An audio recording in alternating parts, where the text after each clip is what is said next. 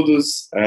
Primeiro, queria desejar boas-vindas à participação no nosso evento, né, dizer que é um grande prazer participar do Vivendo 2021, né, nesse momento aí de conscientização da endometriose. Né, queria me apresentar inicialmente. Meu nome é Lucas Bloch, sou psicólogo clínico e venho atuando junto à equipe da Salvata, aqui em Fortaleza, né, na nossa equipe interdisciplinar de acompanhamento de pacientes, né, no cuidado com a endometriose. Bom, gente, a minha proposta hoje, que eu queria trazer para vocês, é discutir um pouco dos aspectos emocionais e a importância do acompanhamento psicológico na endometriose. Essa é uma questão que muitas vezes é negligenciada, né, ela é deixada de lado, né, por alguns pacientes, por algumas equipes, né, e na verdade é um aspecto que ele precisa ser cuidado. Né? A saúde mental, ela atravessa de uma forma muito significativa esse processo de tratamento dos pacientes.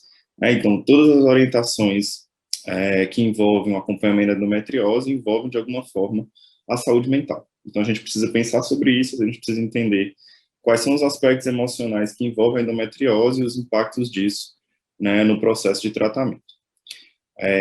Bom, eu vou compartilhar aqui uma apresentação com vocês, né, para ir trazendo alguns aspectos que eu considero importantes, né, e aí no momento das questões a gente pode conversar um pouco mais na frente. Para iniciar um pouco a discussão, né, eu queria falar sobre o impacto emocional da endometriose. Desde o início do processo do sentir dor, né, há uma mobilização emocional das pessoas que vivem com isso. Vocês sabem muito melhor do que eu, como o sofrimento ligado a essa dor traz um impacto emocional nas pessoas que vivem. Então, desde o processo do início da dor, do diagnóstico, que muitas vezes pode ser difícil, né, pode ser doloroso, e o processo de tratamento envolve aí uma grande mobilização emocional. Então, a gente olhar para o sofrimento que existe ligado à endometriose, pensar em formas de cuidado que sejam assertivas, que sejam precisas, que sejam realmente eficazes, né, esse é um ponto importante, né, em todo esse processo, desde o começo, durante e ao longo de todo o tratamento. Né, um ponto que eu acho bem importante é da gente legitimar essa dor, né, da gente entender como ela funciona. Né, muitas vezes as pessoas que estão de fora acabam não respeitando aquilo que as mulheres estão sofrendo, as mulheres com endometriose. Então, a gente precisa criar mecanismos, criar formas para encarar isso aí da melhor forma possível. Então, a presença desses aspectos psicológicos, né, da dimensão emocional, ela se dá tanto na construção dessa dor, né, na composição, que eu estou chamando de composição da dor, né, quanto na forma como as mulheres encontram para enfrentar essa experiência. Então, assim, cuidar disso é uma forma de proteger também do impacto dessa dor e também de encontrar mecanismos mais precisos de enfrentamento e de acompanhamento desse processo. Quando eu falo para vocês da dor e dos impactos emocionais, por isso eu coloquei essa seta para um lado e uma seta para o outro. Né? Eu diria para vocês que sentir dor impacta o sujeito emocionalmente. Né? Ele se mobiliza a partir disso. Diferentes emoções podem se produzir. Ao mesmo tempo, a gente pode dizer também que certos aspectos emocionais que não necessariamente estão ligados à endometriose, eles podem também afetar esse processo de dor. Então, uma coisa afeta a outra. O que é que isso nos faz concluir? Isso nos faz concluir que é preciso cuidar dessas emoções, é preciso cuidar dos aspectos psicológicos, né, que constituem esse processo doloroso. Né? Então, a endometriose ela é atravessada pelos aspectos emocionais que precisam de um espaço de cuidado. Né? Eu trouxe aqui uma definição da dor, né, para a gente ver, assim, existe uma tendência das pessoas de olhar para a dor e reduzi-la a uma dimensão puramente biológica. Né? Obviamente, como vocês devem ouvir das outras palestras, né, existe aí uma dimensão claramente ligada a um aspecto que a gente pode localizar de uma forma mais biológica, né, um aspecto mais sensorial, mais localizado, por exemplo, num órgão da mulher ou algo desse tipo. Mas, ao mesmo tempo, se a gente pensar, a experiência da dor, ela é sensorial e ela é emocionalmente desagradável, né? Ou seja, isso não escapa de afetar a mulher emocionalmente. Então, a gente precisa olhar para isso de uma forma cuidadosa. E o que eu estou chamando aqui de ciclo da dor, né, é a gente pensar que existe sempre um processo, existe um movimento aí de início, de latência, de diminuição da dor, ligado ao processo menstrual, ligado a uma série de aspectos que vocês conhecem bem, né? E existem também dores que vão além da endometriose, né? Todos nós possuímos uma história, todos nós possuímos relações diferentes, e essas relações, muitas vezes, elas são perpassadas por alguns sofrimentos. Toda pessoa sofre, né? Toda pessoa é mobilizada emocionalmente. Se a gente pegar, por exemplo, o momento atual da pandemia, todos nós temos sido afetados por ela, mais ou menos, de acordo com a situação de cada um. Então, existem dores além da endometriose, né? Acho que uma coisa importante para dizer para todas as mulheres, né, e para todas as pessoas, é que elas não podem ser reduzidas à endometriose, né? Vocês são muito mais do que isso, mas são tomadas também por essa experiência, né? Então, a gente entender que existe aí um sujeito, existe aí uma pessoa, né, que vive a endometriose, mas vive uma série de outras coisas que também produzem certas dores, né, certas experiências que são difíceis.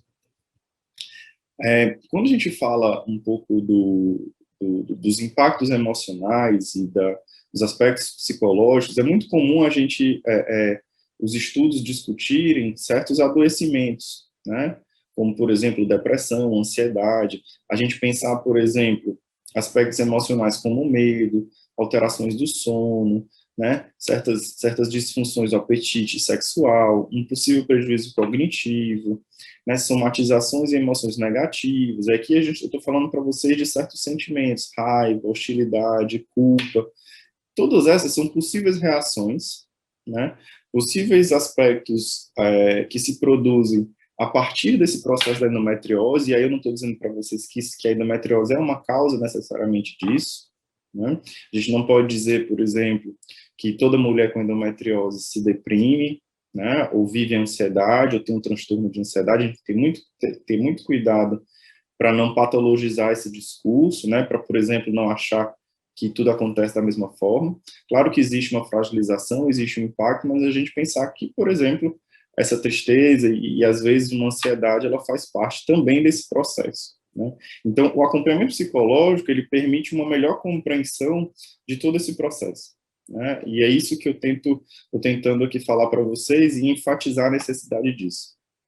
Então, essas reações, né, e mesmo um possível transtorno psicológico que envolve a endometriose, mas também outros aspectos históricos da pessoa, eles podem afetar esses pacientes, podem afetar vocês que convivem com a endometriose, com a dor crônica, né? E aí, assim, a endometriose, ela possui diferentes significados, né? Ou seja, há um modo particular em que cada um de vocês vive, sente, percebe a endometriose, né?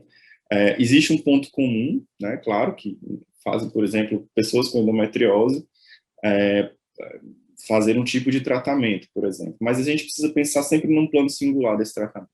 A gente precisa considerar aquilo que na psicologia a gente discute muito, que é a subjetividade da mulher, né? Quem é essa pessoa? Entendê-la, né? Entender como é que o seu modo de funcionar, entender suas necessidades, para a partir daí desenvolver um plano singular de tratamento.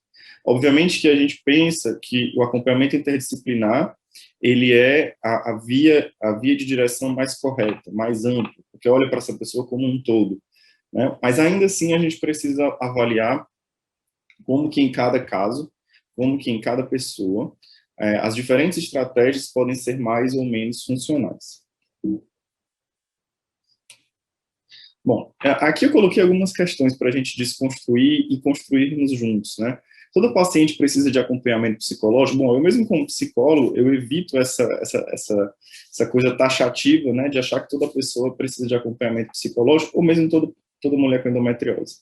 Eu diria para vocês que, partindo do princípio que toda pessoa que vive endometriose, toda mulher que vive endometriose, ela é afetada emocionalmente por este processo, né, é preciso que ela cuide disso, tá? E uma das formas de cuidado é o acompanhamento psicológico. Não vou dizer assim, todo caso, toda mulher, eu acho que isso sim pode contribuir de forma significativa, isso pode gerar uma melhor compreensão, e aí já respondo na segunda pergunta, para que serve, né? Vamos sair dessa ideia que ir para um psicólogo é coisa de doido, isso já está fora de moda, né? Já está fora de espaço, né? E eu diria para vocês que o acompanhamento psicológico, ele serve para compor de uma forma mais precisa, mais inteira, a proteção, o cuidado e o manejo desse processo da endometriose, né? Cuidar dos aspectos psicológicos que afetam e são afetados pela endometriose. E quando procurar, né? É muito importante vocês ouvirem a equipe, confiar nessa equipe que vocês estão acompanhando. Claro que procurar uma boa equipe é um primeiro passo, né? A indicação da pessoa, vocês perceberem quando existe ali algo que está me paralisando, que está me incomodando de forma mais significativa, né? O acompanhamento psicológico, ele implica na abertura de um espaço para vocês, né? Você tem um psicólogo, por exemplo, para te acompanhar, é um espaço seu, é um espaço de escuta, é um espaço de expressão daquilo que se sente, né? Então, procurar isso, construir isso a partir de uma relação, a meu ver, é um passo importante do processo, né? Eu coloquei aqui alguns pontos, né, e para não tomar muito tempo, né, o primeiro deles, como a psicologia pode contribuir no tratamento da endometriose. O primeiro ponto que eu destaco é a identificação e compreensão dos aspectos emocionais que estão presentes, então, assim, como é que esses aspectos emocionais estão presentes, estão afetando, né, busca de estratégias de enfrentamento mais adequadas, na busca de uma melhor organização psicológica, né, a dor desorganiza. Então, eu diria que na psicologia, a gente ajuda, a gente facilita esse processo. Compreender os significados e funções da experiência dolorosa, eu acho que isso é um ponto, né? O que é essa dor, como é essa dor, qual é a função que ela tem na minha vida. Avaliar os impactos da experiência de dor ao longo da história de vida, né? Conscientização das situações vividas, das escolhas, né? Esse é um processo importante, como a gente se posiciona diante da endometriose e uma organização das minhas expectativas diante disso, né? E, por último, o aumento da qualidade de vida, né? Eu diria que o caminho conduz um pouco a isso, de um tratamento. Quais os tipos de acompanhamento psicológico indicados, né? Existem várias formas, pessoal, e dentro das equipes que acompanham vocês, ou quem vai procurar uma ajuda, né, isso pode ser adequado nesse plano singular de tratamento, né? Eu posso fazer uma psicoterapia mais individual, né? Existem várias linhas de psicoterapia, várias abordagens, né? Eu acho que isso não é a nossa discussão, mas eu posso, dentro dessa equipe, procurar um psicoterapeuta, fazer uma terapia de grupo. Eu acho que às vezes é um processo bem interessante, porque você compartilha com outras pessoas, ouve a experiência de outras pessoas, né? Você, além de falar, você ouve o outro. Às vezes, psicoterapia de casal, se a gente pensar nos impactos disso em aspectos relacionais, sexuais, etc. Grupos psicoeducativos, que são grupos mais voltados para um melhor entendimento do que são esses aspectos, né? Que muitas equipes trabalham com isso. Uma avaliação psicológica, quando é indicado, né, para entender alguns aspectos que podem estar mais presentes e fazer uma avaliação. O psicólogo tem ferramentas para isso. E, por último, eu coloquei aqui um acompanhamento psicológico pré e pós-cirurgia, tanto de preparação como também pós-cirurgia. Isso é bem importante. Bom, e aí só para finalizar, né, eu diria que cuidar da saúde mental, pessoal, é um passo importante, né, no tratamento da endometriose, um cuidado necessário, né? Ele não é algo secundário, ele não é algo acessório, né? É uma forma de cuidar de si, é uma forma de entender melhor todo esse processo de acompanhamento, de entender o sofrimento que atravessa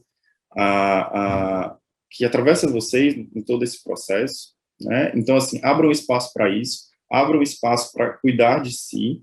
Então, não é só uma medicação, não é só a cirurgia, é o espaço de vocês para ter uma melhor forma de enfrentar aí esse processo tão doloroso. Bom, deixo aqui minha mensagem para vocês, agradeço o convite, né, e aí a gente pode depois discutir algumas perguntas, algumas dúvidas que podem surgir, né. Eu deixo aqui o meu contato, né, para vocês, o meu e-mail, né, e tem também vocês podem seguir no Instagram, e é isso, foi um grande prazer, né, um bom final de semana aí para todo mundo.